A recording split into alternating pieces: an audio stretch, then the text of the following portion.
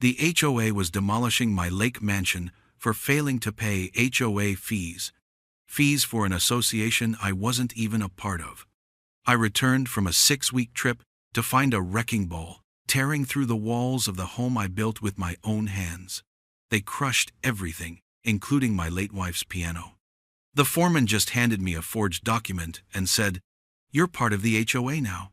But as the HOA president stood there smirking, thinking she'd won, she had no idea that I secretly owned the one thing that gave me total control over her and every single home in their neighborhood. How far would you go to reclaim everything they stole? Let me know where you're watching from in the comments, because you're about to see what real ownership looks like. The old RV groaned as I turned off the main road. 6 weeks is a long time to be away. The trip to see my daughter and her kids was worth every mile, but I was ready for home. My home. The gravel on my private drive crunched under the tires. A familiar sound that always meant peace. It was just after 6 in the morning. 6:12 a.m., to be exact. The sun was still low, throwing long shadows across the lake. That's when I smelled it. Smoke. Not wood smoke from a neighbor's fireplace. This was different. It was the bitter smell of dust and diesel fuel. The kind of scent that hangs over a disaster scene. I'd smelled it 1,000 times in my career as a fire chief. It never means anything good. I steered the RV around the last bend of pines, my foot already easing off the gas, and then I saw it. The scene didn't make sense. My mind couldn't put the pieces together. There were men in yellow hard hats moving around my property. A big yellow excavator sat where my front lawn should be, its huge metal arm resting in a pile of rubble. My rubble. My home. My heart hammered against my ribs, a cold, sick feeling spreading through my gut. I slammed the RV into park, not even bothering to turn off the engine. I stumbled out of the door, my boots hitting the ground with a thud. It was all gone. The lakefront home I had designed and built with my own 2 hands 22 years ago was a pile of splintered wood and broken glass. Well, not all of it. One wall of the living room was still standing, like a crooked tombstone. Through the gaping hole where the kitchen used to be, I could see the lake, calm and indifferent. The excavator had just punched clean through it. I saw the big cast iron sink I'd installed, now twisted into a useless shape. And then my eyes locked on something that made the air leave my lungs. Half buried under a pile of drywall and roofing shingles was my late wife's piano. It was smashed to pieces, the beautiful dark wood splintered, the white keys scattered like broken teeth. I had bought that for her for our 25th anniversary. She used to play it every single evening, the music drifting out over the water. Now it was just trash. I started walking toward the mess, my mind a blank fog of shock and rage. A man in a clean hard hat and an orange vest walked over to meet me, holding a clipboard like a shield. He had the tired, impatient look of a man on a schedule. He was the foreman. I could tell by the way the other men glanced at him. "Sir, you can't be here. This is a demolition site," he said, his voice flat. I just stared at him, then back at the wreckage of my life. "This is my home," I said. My own voice sounded strange, distant. "What is going on here?" The foreman sighed, like I was an inconvenience he had been expecting. He flipped a page on his clipboard. "We posted the demo notice 3 times, buddy. First one went up 6 months ago. You didn't pay your HOA dues." The words hit me like a physical blow. HOA dues? I could feel a cold, sharp anger cutting through the shock. It was the kind of feeling that makes you very calm, very focused. "I'm not in any HOA," I said, keeping my voice steady. I looked him dead in the eye. "I own 12 acres here. My property line ends a 1/4 mile from the new neighborhood they built across the way. My land was never part of their tract. I made sure of it." The foreman just gave me a small, dismissive smirk. He tapped his clipboard with a pen. You are now. The words hung in the air, heavier than the dust from my ruined home. My mind reeled back, trying to find the flaw in his statement. It was like a faulty wire in an electrical panel. You know it's there. You just have to trace it back to the source. My source was 12 years ago. A big developer had bought up the 200 acres of farmland that bordered my property. He wanted to build a subdivision, one of those master plan communities with winding streets named after trees that weren't there. He offered me a fortune for my 12 acres, wanting the lake frontage for his premium lots. I said no. This land was where my wife and I had built our life. It wasn't for sale. So we made a deal, the developer and I. We hired surveyors, walked the property lines, and drove iron stakes deep into the earth. My 12 acres were legally and officially carved out of the new tract. We filed the paperwork with the county. I had a separate parcel number, a separate deed. The documents were ironclad. I watched them build that neighborhood, home by home. They called it Heron Creek Estates. They formed a homeowners association. I read their covenants, just out of curiosity. They were a thick stack of rules about lawn height, mailbox color, and what kind of flag you could fly. It had nothing to do with me. I was on the other side of the property line. The foreman's smirk told me he didn't care about deeds or surveys. He cared about the paper on his clipboard. He finally ordered his crew to stop for the day, seeing I wasn't going to leave. After they rumbled away, leaving me in the silence of my own disaster, I walked over to my mailbox at the end of the long drive. It was stuffed full. Junk mail, bills, and 2 official-looking envelopes. Both were from the Heron Creek Estates HOA. The first was a certified letter with a green return receipt card tucked inside. I hadn't been home to sign for it, of course. I tore it open. Inside was a notice dated 2 months prior. It claimed I was in arrears for 6 months of HOA dues, plus late fees, totaling nearly $3,000. It was formal, filled with legal-sounding phrases about liens and compliance. The second envelope contained a photocopy of what looked like the minutes from an HOA board meeting. A single paragraph was circled in red ink. It described a vote taken 4 months ago to retroactively annex my property into the HOA. The reason given was to ensure aesthetic cohesion for the community's lakefront view. They had voted to absorb my land, my home, and they had never even told me. I had been on the road, visiting my grandkids, while a handful of strangers on a power trip were voting my life away. My hands were shaking, not from fear, but from a rage so pure and cold it felt like ice in my veins. This was wrong.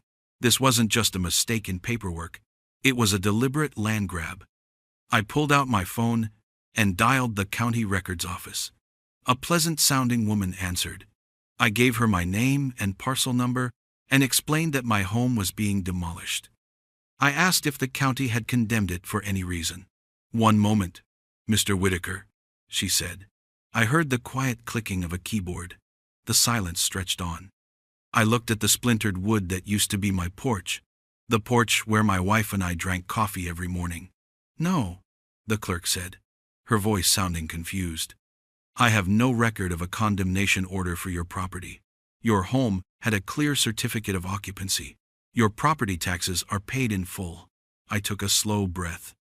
The foreman for the demolition crew said he had a permit, pulled by the Heron Creek HOA.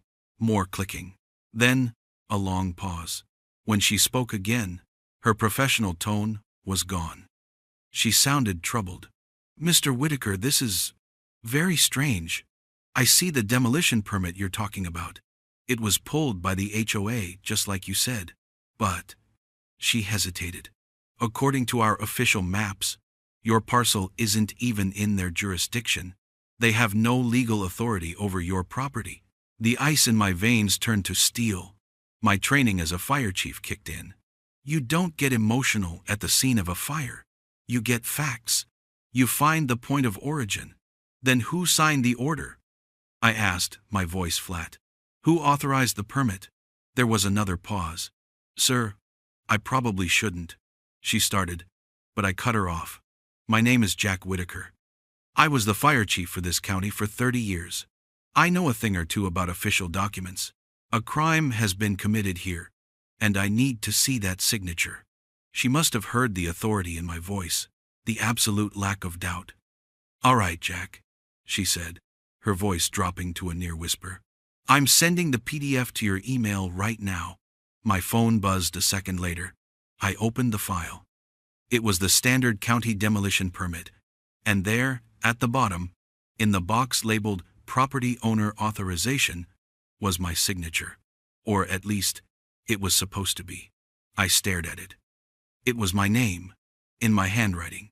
But it was too perfect, too clean. There were no variations in the digital ink, no pressure points. It looked sterile. And then I remembered. 8 years ago, a hailstorm had damaged my roof. I had to pull a permit for the repairs. I had signed the form at the county office on a digital pad. The signature was identical. They hadn't just forged my name. They had found an old permit in the county's digital records, copied my signature, and pasted it onto a demolition order for my own home. This wasn't an overreach. This was fraud. This was a felony, and they were going to pay for it. My RV became my command center. I sat at the small dinette table, my laptop open, the generator humming softly outside. Through the window, I could see the wreckage of my house, a constant, ugly reminder of what was at stake. The shock had burned away, leaving behind a cold, hard resolve. An engine needs fuel. My fuel was injustice. I wasn't just a victim. I was a fire chief who had spent his life investigating scenes, finding the point of origin, and figuring out who was responsible. This was no different. It was an investigation. The hunt for receipts had begun. I started with what I could control, my own records. I pulled up my email account, searching for anything from Heron Creek Estates HOA. Nothing. I checked my spam folder, my trash folder. Nothing. They had claimed to send notices, but there was no digital trail. Fine. They said they posted notices on my property. I had security cameras installed 5 years ago after a few kids were caught fishing off my dock without permission. The system recorded to a hard drive and uploaded clips to the cloud whenever it detected motion. I logged into my account. I spent the next 3 hours going back 6 weeks, then 2 months, then 6 months. I watched every single clip. I saw the mailman coming and going. I saw deer nibbling at the bushes. I saw a family of raccoons trying to get into my trash cans. What I never saw, not once, was a single person walking up to my front door to post a notice. The camera would have caught them. They lied. It was a simple, provable lie. That was step 1. Step 2 was to find out who they were. A quick search online led me to the Heron Creek Estates HOA website.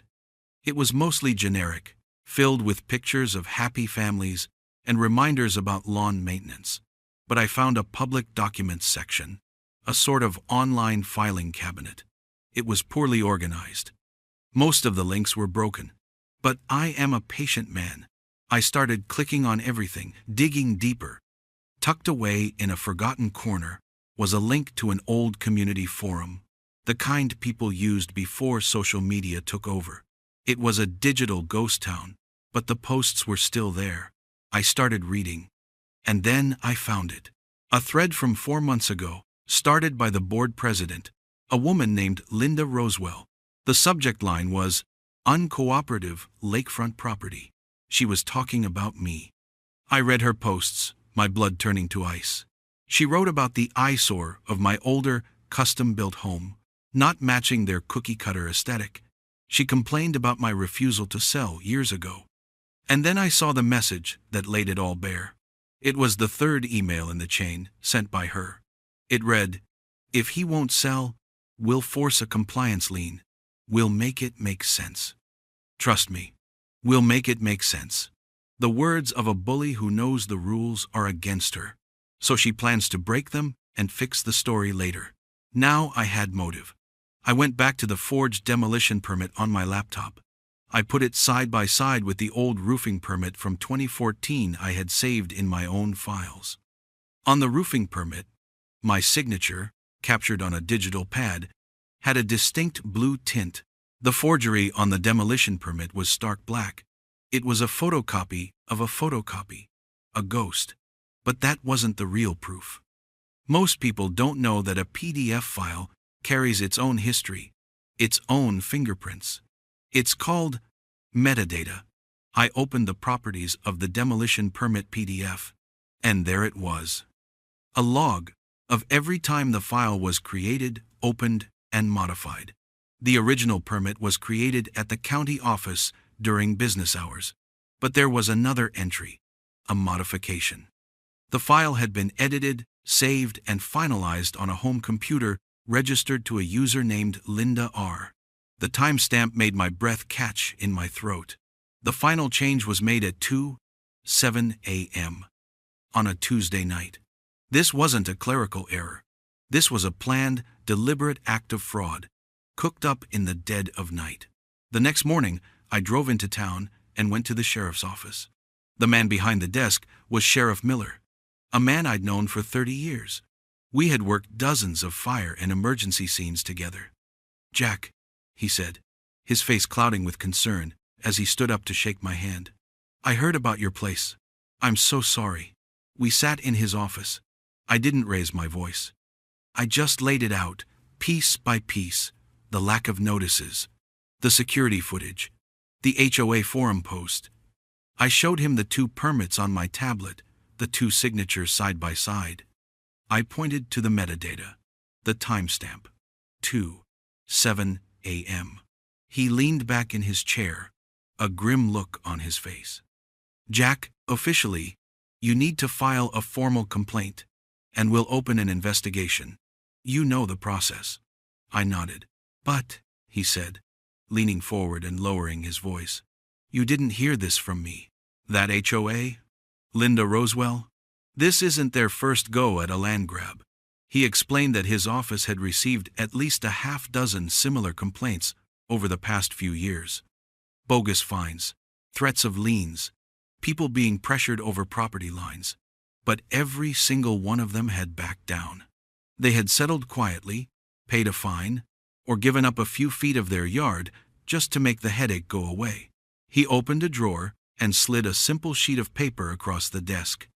It was a list of names and phone numbers. "These are the people who called us," he said. "They were too scared to go on the record. Maybe they'll talk to you." I folded the paper and put it in my pocket.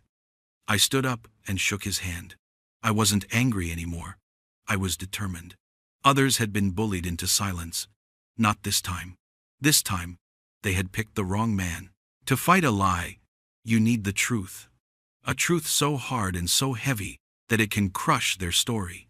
I had the digital proof, the emails, the forged signature, the 2:07 a.m. timestamp.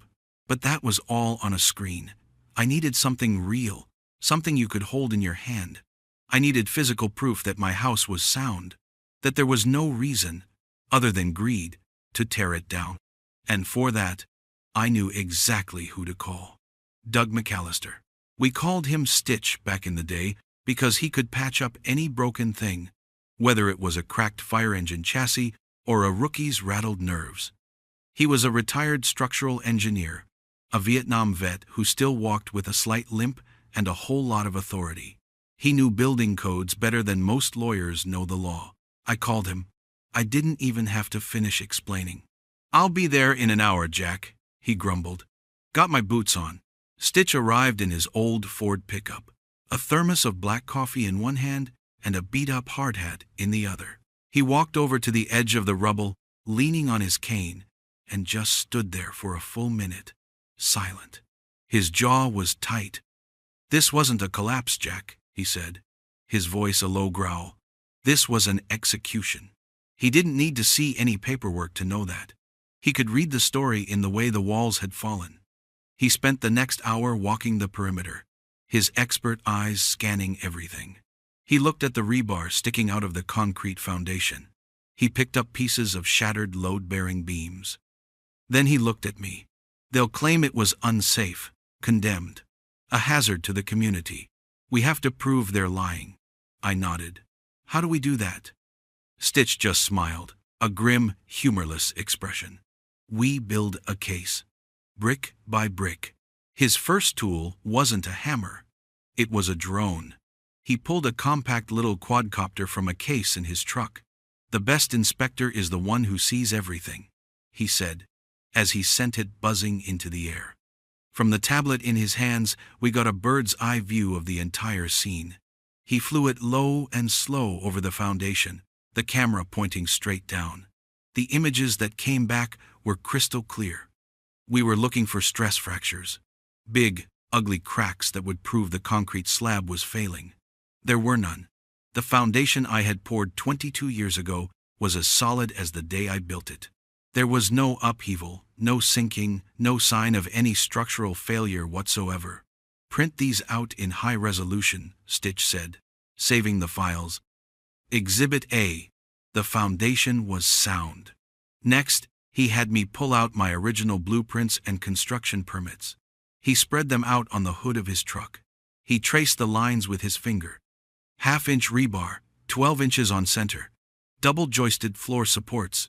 Hurricane ties on every rafter. Jack, you didn't build a house. You built a fortress. I'd have signed off on this structure for 100 years. That's when he zeroed in on the next step. If the house wasn't failing, he said, tapping the blueprints, they would have needed an inspection report saying it was. A licensed inspector has to sign off on a condemnation before a demo permit can even be issued for safety reasons. Get me a copy of that inspection report. I went back to the county records office. This time, I knew what to ask for. I requested any and all inspection reports filed for my parcel number in the last year. The clerk returned with a single sheet of paper. It was an emergency structural inspection report, filed by the HOA 3 months ago. It was filled with vague terms like foundation settling and roof truss instability. At the bottom was a signature, above the type name of a state-licensed inspector I actually knew, a guy named Bill Johnson. I took a photo of it and sent it to Stitch. His reply came 2 minutes later. It was just one sentence. Look at the spelling. I zoomed in on the form. There it was. The inspector's last name was Johnson, spelled Johnssen. But on the form, clear as day, it was spelled Johnson, Johnsson. A man doesn't misspell his own name on an official document. It was another forgery. Sloppy. Arrogant. They never thought anyone would actually check. Later that evening, after Stitch had gone home with a list of codes they had violated, I was walking through the wreckage myself. I was numb, just putting one foot in front of the other. I stepped over what used to be the living room wall and saw a large flat piece of dark wood sticking out from under a pile of drywall. It was the lid from my wife's piano. I pulled it free. It was cracked clean in half, the beautiful polished finish spiderwebbed with scratches. As I ran my hand over the broken surface, my fingers caught on a small brass hinge. I remembered this. There was a small, shallow compartment inside the lid, where she used to keep her sheet music. On a whim, I pried it open. Inside, untouched by the dust and debris, was a small plastic thumb drive. I had no idea what was on it. I took it back to the RV and plugged it into my laptop. There was only one folder, labeled For the Kids. I clicked on it. It was full of video files. I opened the first one. My wife's face filled the screen. It was recorded a few months before she passed. She was sitting at the piano, smiling into the camera. She looked so happy. She started to talk, leaving a message for our grandkids, telling them stories about when their mom was a little girl. And then she looked right into the camera, as if she were looking right at me, right now. Her voice was as clear as I remembered it. Things break, she said, her smile turning soft. But they'll never take away what matters. Not from you. What we build inside, what we build together, that's forever. I closed the laptop. She was right. They had taken my house. But they couldn't take what really mattered. And now, I wasn't just fighting to get my property back. I was fighting for her, For 2 days I did nothing but prepare. I lived on coffee and sandwiches in my RV, parked just out of sight of my property's entrance. I made phone calls. I used the list of names Sheriff Miller had given me. I spoke to a man who was fined $2,000 because his fence was allegedly 6 inches over a non-existent property line. I spoke to a woman who was threatened with a lien because the shade of beige she painted her trim wasn't on the approved list. They were all scared. Linda Rosewell had bullied them into submission with paperwork and threats. They had stories, but they didn't have proof. I did. I had a mountain of it. Stitch had sent me his final report, a 10-page document complete with high-resolution drone photos and citations of the exact building codes my home had not only met, but exceeded. I printed out everything. I made 20 copies and organized them into neat packets. Each packet contained the official county map showing my property lines, the forged demolition permit next to my real signature on the roofing permit, the fraudulent inspection report with the misspelled name circled in red, and Stitch's full engineering analysis. The final piece of my preparation was a small, digital audio recorder, no bigger than my thumb. I checked the battery twice. It was time to stop investigating and start acting. The HOA board meeting was held in the clubhouse of the Heron Creek Estates, a sterile, windowless room with beige walls and uncomfortable chairs. It smelled of stale coffee and disinfectant.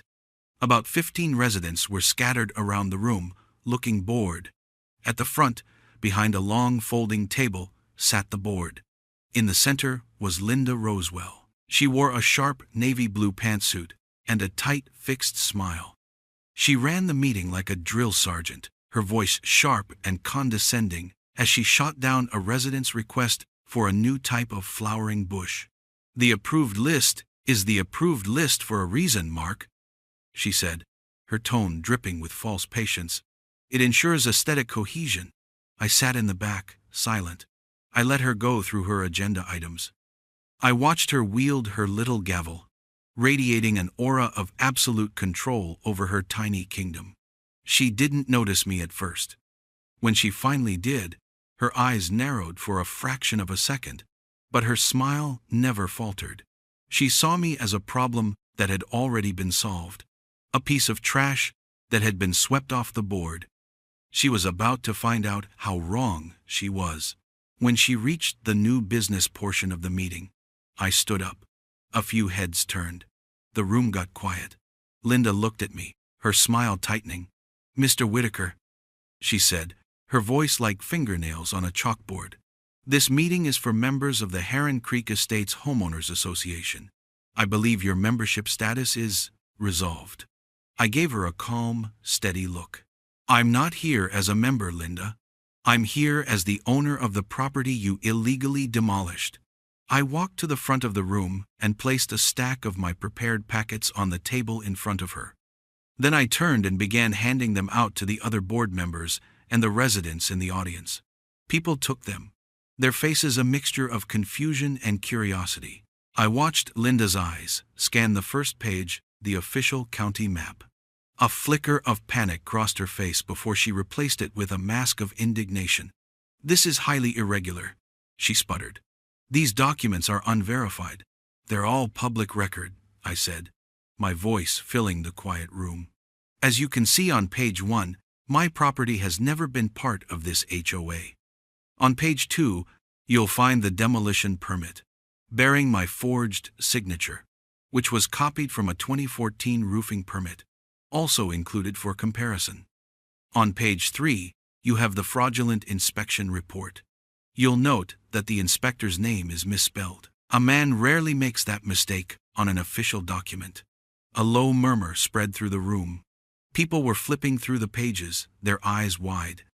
I saw one man, an older gentleman on the board, slide his chair back from the table, his face pale. I wasn't finished. I pulled the small digital recorder from my pocket and held it up. "But the most important piece of evidence isn't on paper," I said, looking directly at Linda. "It's a recording from your own community forum of you explaining your plan." I pressed play. Linda's voice, tinny but unmistakable, filled the silent room. It was from the cached group thread I had found. "He thinks he's outside the HOA," her recorded voice chirped confidently. We rewrote the boundary map.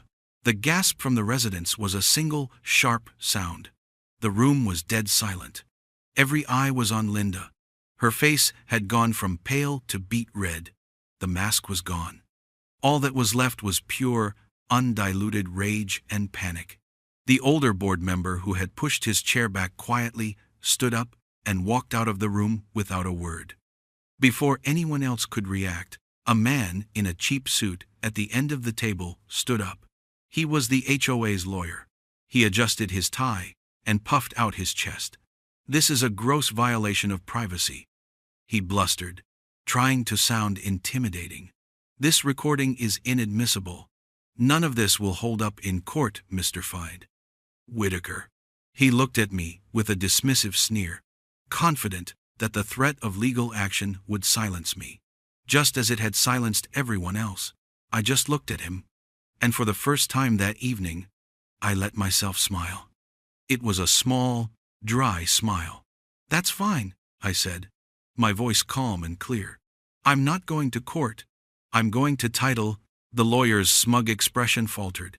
He opened his mouth, then closed it. The phrase, "I'm going to title," hung in the air, a piece of jargon he understood perfectly, but the residents did not. Linda Rosewell just stared at me, a blank, confused look on her face. For the first time, she was out of her depth. She understood rules and bylaws, but she didn't understand the ground beneath her feet. I let the silence stretch out, letting the weight of those words sink in. The residents looked at each other, then at me, waiting for an explanation. I gave it to them. "You see, about 20 years ago," I began, my voice calm and even, "the original developer who built this neighborhood, a company called Thompson Development, went bankrupt. It happened right after they finished paving the roads and laying the utility lines, but before they sold off all the lots. In the bankruptcy sale, the assets were split up. Most people just bid on the empty lots where your houses are now. But I bought something different. I wasn't interested in building a subdivision. I was interested in protecting my own peace and quiet." I paused and looked around the room, making eye contact with the confused homeowners. "I bought the land the roads are built on. I bought the mineral rights beneath every single one of your homes. I bought the easements that give this community access to water, sewer, and power." A nervous cough broke the silence. The lawyer had gone pale. He knew exactly what I was saying. Linda, however, still looked defiant. "That's impossible! The HOA owns the common areas," she declared, her voice a little too loud. "No, Linda, it doesn't," I replied, keeping my voice level. "The HOA was granted an easement. An easement is a legal right to use land you do not own for a specific purpose. Your HOA had an easement to use my land for your roads and another for your utilities. And like any legal agreement, an easement can be terminated if the terms are violated." I picked up one of my packets from her desk and held it up. "Demolishing the property of the man who granted you that access is what lawyers would call a catastrophic breach of that agreement." The blood drained from Linda's face. She finally understood. The lawyer sank into his chair and put his head in his hands. "As of 8 o'clock this morning," I continued, "I had my attorney file a termination of all access and utility easements for the Heron Creek Estates. The road you drove on to get here tonight, Heron Creek Lane, is now officially a private road. My private road. Access is revoked." A woman in the front row gasped. "You can't do that. How will we get to our homes?" I turned my attention to her. "I'm a reasonable man. For the next 48 hours, I will permit residents to come and go. After that, a gate is being installed at the entrance. I suggest you get your groceries." The room exploded in a chorus of angry, panicked voices. "What about the mail? The school bus? This is insane." I let them shout for a moment, before raising my hand for quiet. This brings me to my next point. I pulled 3 more envelopes from my jacket pocket. This morning, I also had cease and desist letters delivered to your contractors. The first is to your landscaping company. As they would now be trespassing on my property to mow your lawns, their contract is void. The second is to your private security company. That man who drives around in the fake police car? He's no longer allowed on my road. And the third, I said, looking directly at the lawyer, is to the demolition company that destroyed my home, informing them that the work order they received was based on fraudulent documents and that their equipment is currently parked on my private land. That's when the residents' anger turned from me to Linda. A man stood up, jabbing his finger at her. You knew this? You knew he owned the roads and you never told us? Another woman cried out, Our property values will be zero. We'll be cut off. Linda was stammering, trying to regain control, but her power had evaporated. It was built on a flimsy foundation of rules and fines, and I had just kicked out the supports. While the shouting continued, a man and his wife quietly approached me. I recognized him from the list Sheriff Miller had given me. It was the Millers. Mr. Whitaker, he said, his voice low. Linda denied our permit to build a wheelchair ramp for my wife's mother. She said the treated lumber wasn't on the approved materials list. I looked at his wife, who looked exhausted and defeated. I thought of my own wife, and the ramp I had planned to add to our home one day. I nodded. Your ramp has nothing to do with the HOA, I told him, loud enough for others to hear. Your property is subject to county building codes, not Linda's personal taste.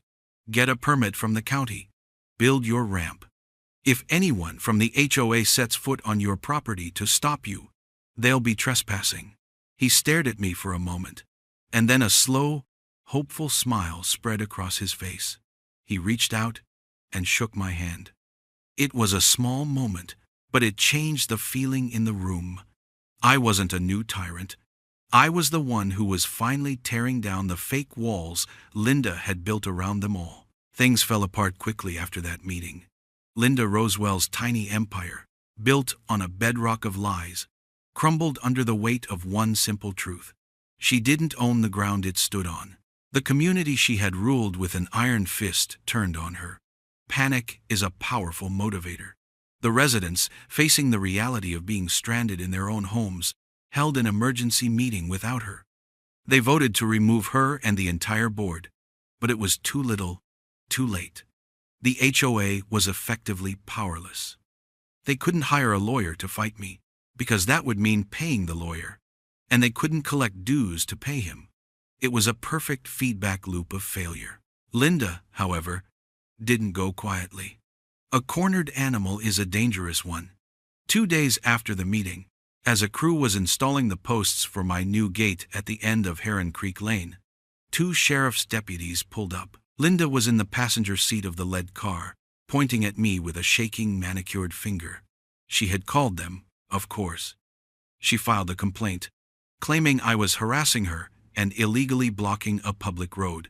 I just waited calmly by my RV as the deputies approached. The senior officer was a man I didn't know, but he had a weary, seen-it-all look in his eyes. Sir, we've received a complaint that you're obstructing a roadway. Ma'am here says you're trying to trap these people in their homes. I didn't argue. I didn't raise my voice. I simply said, Sir, may I show you the title and plat map for this land? I invited them into my RV and laid the documents out on the small table. I showed him the official county plat map with the clear property lines marking my 12 acres and the 100+ acres I had purchased out of bankruptcy. I showed him the title to the road itself. I handed him the stack of evidence I'd prepared for the HOA meeting, the forged permit, the fake inspection, the emails. He read through them silently, his expression growing more and more grim. After about 10 minutes, he looked up at me, then back at the papers. Wire fraud, forgery, conspiracy. He wasn't talking to me. He was just listing the crimes out loud. He went back to his car and spoke on the radio for a long time. When he returned, he had a different look on his face. It was the look of a man who realized he had stepped into something much bigger than a neighborhood squabble. Mr. Whitaker, he said, his voice now full of respect. This goes beyond a local issue. With the forgery of official documents and the use of the mail to send fraudulent notices, this is now a federal matter. We're calling the FBI. Linda's final act of desperation was her undoing. What started as my fight became a full-blown criminal investigation. Federal agents don't mess around. They subpoenaed the HOA's financial records. They found a slush fund Linda had been using for personal expenses. They subpoenaed server records from the tech company that hosted the HOA website, and the metadata proved Linda had uploaded the forged documents from her home computer. Angela Myers, the notary who had acted as HOA secretary, folded under questioning and admitted to falsifying the documents on Linda's orders. They had promised her a permanent spot on the board and a cut of the money they planned to get when I was finally forced to sell my abandoned land. The arrests happened 3 weeks later, not in a dramatic pre-dawn raid, but in the most humiliating way possible for Linda. The FBI agents showed up at the next hastily called HOA meeting, the one where residents were trying to figure out how to dissolve the very organization that was strangling them. They walked in, called her name, and put her in handcuffs right there, in front of the neighbors she had terrorized for years. The final click of the handcuffs was the last bit of power she would ever wield in that neighborhood. With the criminal case underway, my civil suit was a straightforward affair. Facing overwhelming evidence of fraud and conspiracy, the HOA's insurance company settled immediately. They cut me a check for $948,200. It covered the full replacement value of the home I had built, plus punitive damages for what they had done. The first thing I did with the money was hire a crew, not a demolition crew, but a construction crew, and I started to rebuild. The new house looked a lot like the old one from the outside, but it was better. It had a reinforced storm shelter in the foundation and a wide ADA-compliant ramp leading to the front door, just in case any of my friends, like Stitch, needed it. The residents of Heron Creek, now free from Linda's reign, approached me about the road.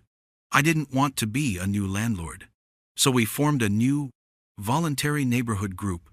We drew up a simple road maintenance agreement. No fines, no architectural review board, no enforcers, just neighbors agreeing to chip in to keep their roads safe. I even helped Mr. Miller build his wheelchair ramp. We did it in a weekend, him and I. They thought owning papers and titles gave them power. They were wrong. Power isn't about the paper you hold. It's about the ground you stand on and the truth you're willing to fight for. I had the truth, and now I had my home back.